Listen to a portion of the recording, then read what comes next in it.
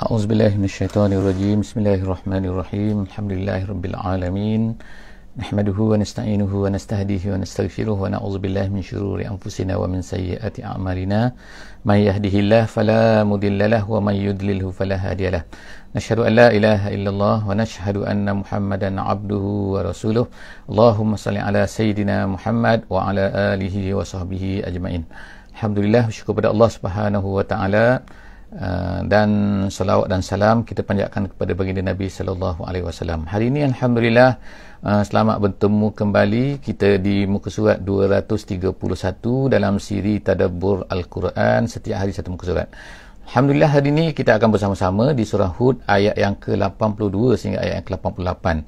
Seperti biasa, insya-Allah kita minta kepada semua sahabat-sahabat yang bersama-sama dengan kita pada pagi ini untuk dapat membuka mushaf, insya-Allah, untuk melihat mushaf sama-sama apa yang akan kita bacakan pada muka surat 231, ataupun jika sekiranya menggunakan handphone ataupun yang tidak sama dengan muka surat yang kita baca pada hari ini, boleh lihat insya-Allah di surah Hud, surah Hud ayat yang ke-82 sehingga ayat yang ke-88. Jadi insya-Allah cerita hari ini adalah berkaitan, kita boleh katakan iaitu berkaitan dengan kisah yang pertama lagi kita adalah di pengakhiran kisah Nabi Lut. Kisah Nabi Lut, iaitu Allah Subhanahu wa taala telah mengirimkan malaikat untuk membinasakan kaum Nabi Lut di atas kejahatan yang mereka lakukan. Itu perkara yang pertama. Yang keduanya, kita akan masuk yang banyaknya pada muka surat ini, iaitu muka surat 231 ni ialah tentang kisah Nabi Syuaib yang diutuskan oleh Allah Subhanahu wa taala kepada kaum di Madian. Jadi insya-Allah kita sama-sama membaca insya-Allah sedikit daripada muka surat 231 ataupun ayat yang ke surah Hud ayat yang ke-82 insya-Allah. A'udzubillahi minasyaitonirrajim. Falamma jaa'a amruna ja'alna 'aliyaha safilaha wa amtarna 'alayha hijaratan min sijilin mandud. Sadaqallahul azim. Alhamdulillah, terima kasih kepada yang memberi feedback suara dan juga video. Alhamdulillah. Jadi kita baca pada hari ini. Kalau semalam sebelum daripada ni kita tengok bahawa Allah Subhanahu wa taala menceritakan bahawa mereka telah memberi arahan kepada Nabi Lut supaya meninggalkan tempat tu, tempat iaitu kaum Sodom tu, dan jangan berpaling ke belakang, jangan tengok belakang, dan tempoh waktunya yang disuruh keluar tu ialah sebelum daripada waktu subuh. Kerana pada waktu subuh malaikat diarahkan oleh Allah Subhanahu wa taala untuk menghancurkan kaum Nabi Lut.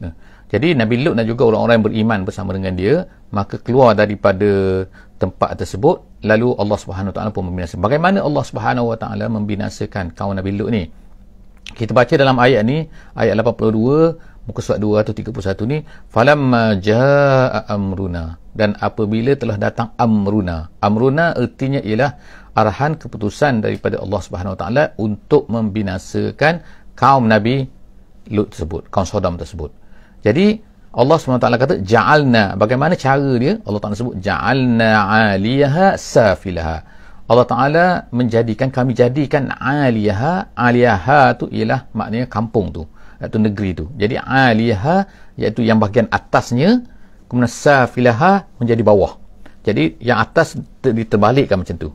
Gitu wa amtarna, tu yang kedua, wa amtarna. Jadi yang pertama sekali bagaimana dibuat? Sebagaimana yang disebutkan dalam tafsir, disebutkan bahawa malaikat Jibril telah meletakkan sayapnya di bawah kampung tersebut ataupun negeri tersebut, lalu diangkat ke atas, ke langit yang pertama, dan sampai sehingga kan makhluk-makhluk yang berada di langit yang pertama tu mendengar kukuk-kukuk ayam dan juga salakan anjing. Dikatakan yang datang daripada bawah ni, kemudian diangkat sampai ke atas, makna tinggi sangat-sangat, dan kemudian diterbalikkan dan dihempaskan ke bumi. Jadi kita boleh bayangkanlah bagaimana dahsyatnya azab yang dikenakan oleh Allah. Jadi hikmahnya dikatakan oleh para ulama tafsir, kenapa diterbalikkan macam tu? Kerana mereka ni yang melakukan perbuatan yang terbalik. Yang sepatutnya ialah manusia ni lelaki suka kepada perempuan, perempuan suka lelaki, macam tu sepatutnya, itu yang betul. Tapi apabila lelaki dan lelaki melakukan yang kita panggil gay ataupun homoseks ni, maka sebab itulah Allah Ta'ala balikkan. Itu azab yang Allah Ta'ala kenakan. Dan kemudian yang keduanya, wa amtorna alaiha hijaratan min sijil, dan kami hujankan. Selepas itu, selepas dihempaskan itu, kemudian dihujankan, dikenakan batu, diturunkan batu, dihujankan batu ke atas mereka. Ini bukan hujan ais yang berlaku ni, tapi hujan batu. Min sijil, daripada batu yang dibakar. Bukan batu-batu biasa kan, tapi batu yang sangat-sangat panas yang dibakar. Mandud maknanya mutatabi'. Maknanya berturutan, datang kan. Kalau kita katakan, boleh katakan mandud ni macam machine gun tu kan, orang tembak tu kan, makna bukan tembak sekali macam tu kan, tapi tembak macam tu kan, itu mamdud. Jadi makna serangan batu tu bertalu-talu ke atas mereka ni. Jadi kita bayangkan apa yang terjadi kepada mereka, Allah Ta'ala hancurkan mereka dengan cara macam tu kan. Jadi sebab itulah kalau mengikut mazhab ulama, bagaimanakah hukuman yang dikenakan ke atas orang-orang yang melakukan homoseks ni. Jadi kalau mengikut mazhab Syafi'i, mereka ni memang dibunuh, tak kira mereka ni muhsan ke, pernah berkahwin ke, tak pernah berkahwin, siapa yang melakukan homoseks ni akan dibunuh. Itu mengikut mazhab Syafi'i. Mengikut mazhab Hanafi, lebih dahsyat lagi, mereka ni akan dilontarkan daripada tempat tinggi dan kemudian dihentam dengan batu, bertalu-talu. Jadi mana itu cara hukuman ke atas mereka. Maknanya kalau kita tengok, lebih dahsyat lagi daripada orang-orang yang berzina, orang yang melakukan homoseks ni. Jadi Allah Subhanahu Wa Taala sebut kan, sebab apa? Mengambil daripada apa yang disebutkan oleh Allah Subhanahu Wa Taala, hukuman yang dikenakan oleh Allah Subhanahu Wa Taala terhadap kaum Nabi Lut ni. Kemudian Allah Subhanahu Wa Taala sebut ni ayat 83, musawwamatan inda rabbik. Musawwamatan tu makna setiap batu tu ada tertulis nama dia. Maknanya batu tu akan mencari tuan dia. Bahkan dikatakan mencari orang yang ada nama pada batu tu. Bahkan dikatakan bahawa ada orang-orang yang berada jauh daripada kampung tu pada masa tu. Mereka keluar ke mana kan, tapi mereka adalah ahli negeri tu yang juga terlibat dengan dosa-dosa tu. Jadi batu tu akan pergi mencari mereka dan akan membunuh mereka. Itu maknanya musawwamatan inda rabbik. Musawwamatan bertanda, ada nama pada setiap batu tu, semua tu ada datang daripada Allah Subhanahu Wa Taala. Wa ma hiya minaz zalimin biba'id. Kemudian Allah Subhanahu Wa Taala sebut warning kepada ahli Makkah. Jadi ayat ni berceritakan asalnya kepada kaum Nabi Lut, tapi Allah SWT sebutkan wa ma hiya minaz zalimin, dan tidak adalah hiya ni, iaitu balasan seperti ini ataupun azab yang seperti ini, minaz zalimin, daripada orang zalim. Orang zalim artinya ialah ahli Makkah. Kata ahli tafsir Jalalain, biba'id, dia tak jauh. Tak jauh makna dia boleh berlaku kepada kamu semua wahai ahli Makkah, jika sekiranya kamu ini mendustai Muhammad, melakukan kezaliman terhadap Muhammad, melakukan perkara-perkara dosa yang ditegah oleh Allah Subhanahu Wa Taala melalui lidah Nabi Muhammad sallallahu alaihi wasallam. Seterusnya Allah Subhanahu Wa Taala sekarang ni beralih membawa kita pula kepada ayat yang ke-84 yang menceritakan pula tentang kisah Nabi Syuaib. Jadi kita telah tamat kisah Nabi Lut, sekarang kita pergi pula kepada kisah Nabi Syuaib. Wa ila madyana akhahum syuaiba, dan kepada Madian ialah satu tempat yang berada, dikatakan mengikut ahli sejarah, ialah berada di Sinai ataupun berada di sekitar Palestin, tapi berdekatan dengan Sinai, iaitu di utara semenanjung Sinai itu. Kalau kawasan tu sekarang ni telah dijajah lah kan, oleh musuh-musuh Islam. Jadi kawasan tu dipanggil sebagai Madian, satu perkampungan yang didiami oleh Nabi Syuaib dan juga kaum ni. Jadi wa ila madyana akhahum, di Madian Allah Taala utuskan Syuaib, Nabi Syuaib. Apa kata dia? Qala ya qaum. Yang pertama sekali kata dia, kita tengok perkara yang sama yang diungkapkan oleh semua nabi-nabi, semua rasul-rasul. Perkara yang sama yang diajak oleh kaum-kaum, oleh nabi-nabi kepada kaum mereka, iaitu apa? Ya qaum ubudullah ma lakum min ilahin ghairu. Abdikan dirilah kamu kepada Allah, kerana tidak ada Tuhan selain daripadanya Tuhan untuk kamu. Ma lakum min ilahin ghairuh, tidak ada bagi kamu ilah selain daripada dia. Jadi sepatutnya kamu, maknanya dalam ungkapan lain kita kata la ilaha illallah lah, tapi ungkapan yang berbeza sikit, ma lakum min ilahin ghairuh wala tanqusul mikyal. Dan kemudian Nabi Syuaib ni berkata kepada kaum dia ni, apa dia? Allah Subhanahu Wa Taala bawa cerita setiap daripada nabi-nabi ni ada kesalahan-kesalahannya yang istimewa, kesalahan-kesalahan yang tertentu. Jadi setiap kaum tu ada kesalahan yang menonjol. Kesalahan-kesalahan lain memang dilakukan juga. Kesalahan nombor satu adalah mereka ni tidak menyembah Allah Subhanahu Wa Taala. Tapi kesalahan-kesalahan lain itu akan ada. Kaum Ad ada kesalahan istimewa dia. Jadi kesalahan-kesalahan ni Allah Taala tak ceritakan semua. Memang nabi-nabi dan rasul-rasul ni ramai kan. Nabi-nabi dan rasul-rasul ni dalam akidah kita belajar kan, nabi ada 124,000, rasul-rasul ada 313 orang, tapi di dalam Al-Quran Allah Ta'ala ceritakan hanya 25 orang rasul, termasuk Nabi Muhammad SAW. Jadi diceritakan oleh Allah sebahagian daripada mereka ni, dan nak menonjolkan satu part ataupun satu perkara yang spesifik yang dilakukan oleh kaum tersebut, yang menonjol oleh kaum tersebut. Yang menonjol dalam kaum Madian ini adalah apabila Nabi Syuaib mengatakan, nombor satu yang menonjol semua ialah mereka ni kufur kepada Allah SWT. Yang keduanya ialah mereka ni yang disebutkan oleh Nabi Syuaib ni, wala tangkusul mikyal, dia kata wal mizan, jangan kamu mengurangi al-mikyal, timbangan, sukatan dan juga timbangan. Maknanya dua perkara, timbangan, satu sukatan. Sukatan benda-benda yang bersukat, dan juga timbang perkara-perkara yang digunakan untuk. Jadi mereka ni, kejahatan mereka ialah bila mereka ni berjual beli, maknanya dalam segi ekonomi, bila mereka berjual beli, mereka ni tidak memberikan hak yang sepatutnya kepada orang yang membeli, kepada orang lain. Mereka akan menipu lah, kita kata istilahnya menipu dalam timbangan, menipu dalam bisnes. Kalau zaman sekarang ni menipu dalam angka, menipu dalam komputer dan sebagainya, itu sama kan. Jadi dia kata wala tangkusul mikyala wal mizan, jangan kamu kurangi. Inni arakum bi khair, dia kata inni arakum bi khair, artinya aku tengok kamu ni dalam baik, dalam okey, no problem. Artinya iaitu kalau kamu tak menipu pun kamu ni okey. Maknanya bukan perlu pun menipu tu, tapi mereka ni tamak, mereka ni nak yang lebih. Jadi sebab itulah mereka ni menipu. Jadi Nabi Syuaib berkata kepada mereka, inni arakum bi khair, aku tengok kamu ni kalau tak menipu pun okey, no problem. Wa inni akhafu alaikum azab yaumin muhit, aku takut akan berlaku kalau kamu terus berada dalam keadaan kamu ni, akan apa? Akan berlaku kepada kamu azab yaumin muhit, azab hari muhit. Muhit disebutkan begitu, hari muhit artinya ialah hari yang mana akan melingkungi. Muhit tu makna melingkungi. Jadi artinya iaitu azab yang mana berlaku, kamu tak boleh lari lagi daripada azab tu, iaitu hari kiamat. Kamu nak lari ke mana? Kamu akan mati kan. Bila kamu mati, kamu berjumpa dengan Allah Subhanahu Wa Taala. Bila berjumpa dengan Allah Subhanahu Wa Taala, Allah akan bangkitkan kamu, nanti kamu akan dihadapkan berjumpa dengan Allah. Kamu nak lari ke mana lagi? Pada masa tu dah dunia dah tak ada dah, semua tak ada dah. Atas dunia ni mungkin boleh lari lagi, penjara orang boleh lari dan sebagainya, boleh tebuk sini kan, tebuk bukit, tebuk macam-macam. Tapi di akhirat nak lari ke mana? Sebab tu Allah Taala sebut gunakan perkataan yaumin muhit, pada hari yang mana mengelilingi, yang kamu semua tak boleh lari daripada situ. Jadi aku takut akan berlaku pada kamu kalau kamu terus buat perbuatan macam ni. Waya kaum. Jadi dia terus berkata, Nabi Syuaib terus berkata, auful mikyala wal mizan bil qisti. Aufu maknanya tunaikanlah, atimmu al mikyal, sukatan, wal mizan, dan juga timbangan, bil qisti, dengan adil. Maknanya kalau macam tu, kalaulah kesilapan yang tidak disengajakan, itu dimaafkan oleh Allah SWT. InsyaAllah Allah dimaafkan, Allah maafkan.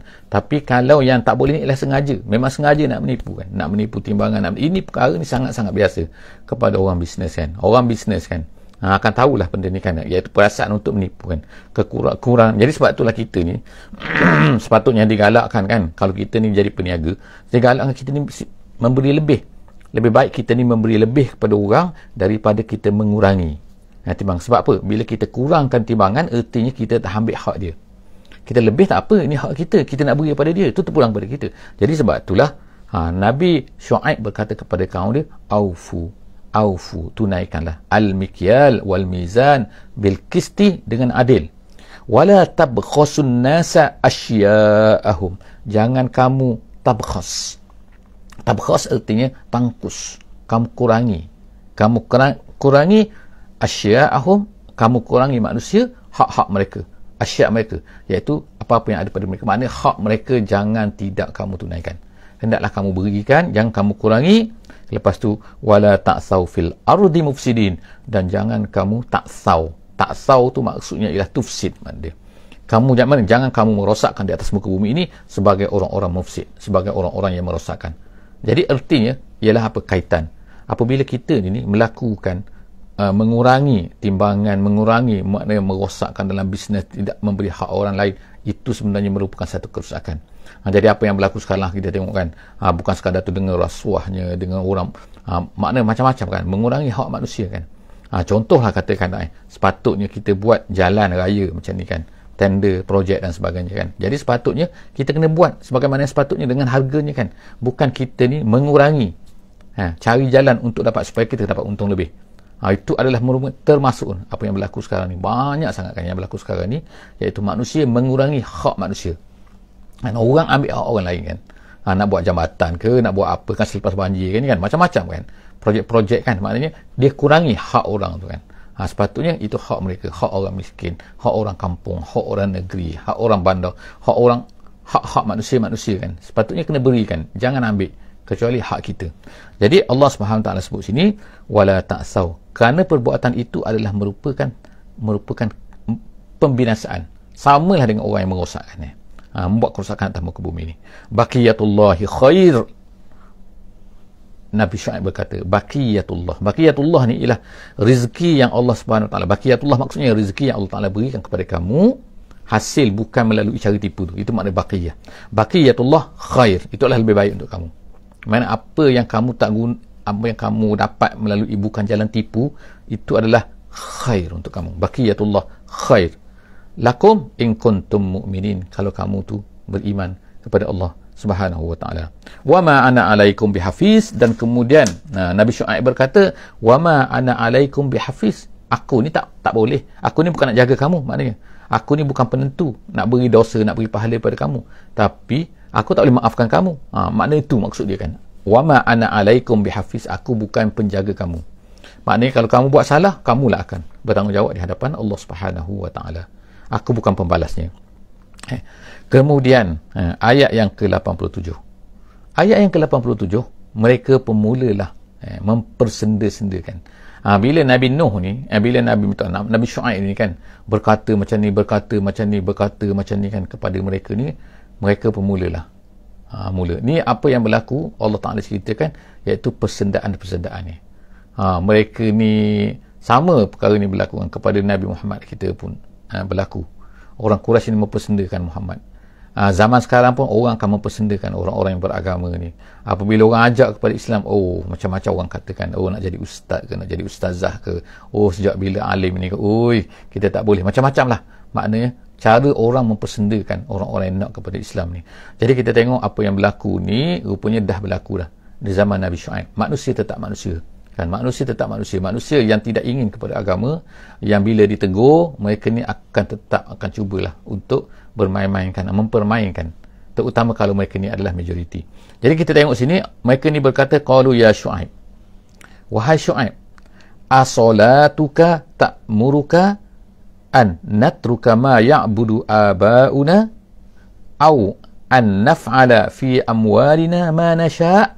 Soalan dia kata qalu, mereka berkata, ayat 87 ayat 87, ya Syuaib, wahai Syuaib, asolatuka, adakah solat kamu, ta'muruka, yang menyuruh kamu, an natruka, menyuruh kamu ni supaya ta'muruka an natruka, supaya kami ni meninggalkan ma ya'budu aba'una, meninggalkan apa yang disembah oleh tok nenek kita dulu, moyang-moyang kita dulu, orang-orang yang terdahulu. Jadi mereka sekarang ni mempermainkan Nabi Syuaib. Mereka kata, kamu ni alim lah, katakan, maknanya kamu alim, kamu sembahyang. Tapi sebab tu kan Nabi Syuaib ni memang kita kata, dia sembahyang lah, sebab kalau tak akan muncul ayat ni kan, akan dikatakan oleh kaum dia ni. Jadi kaum dia tu berkata kepada Nabi Syuaib, dia sembahyang, okey, tapi apa yang dilakukan oleh Nabi Syuaib lagi, dia bukan hanya sekadar sembahyang saja, tapi dia sembahyang dan juga dia menegur apa yang dilaku, mengajak kaum dia ni melakukan satu benda yang baik.